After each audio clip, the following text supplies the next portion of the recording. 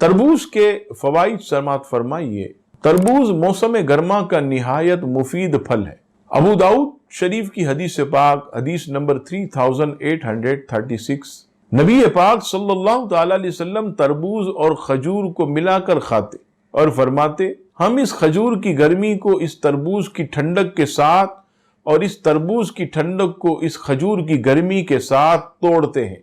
इमाम अहले सुन्नत मौलाना शाह इमाम अहमद रजा खां अलैहि रहमा फतावा रज़ाविया में नकल फरमाते, खाने से पहले तरबूज खाना पेट को खूब धोता है और बीमारियों को जड़ से खत्म करता। तरबूज कसरत से खाना गुर्दों के दर्द से निजात का बाइस। तरबूज जिस्म के तमाम आज़ा को ताकत पहुंचाता है। तरबूज का शरबत दिल को फरहत पहुंचाता। तरबूज फसाद हाजमा, ब्लड प्रेशर, गर्मी के बाइस सर का दर्द और बुखार, जिगर की गर्मी, वहम, जुनून, पागलपन, अमराज मसाना, पेशाब की बंदिश, भूख में कमी, अमराज मायदा, बवासीर, जिगर का बढ़ना और कमजोर दिल, यरकान, खारिश, खुश्क खांसी वगैरह तमाम अमराज में भी मुफीद है।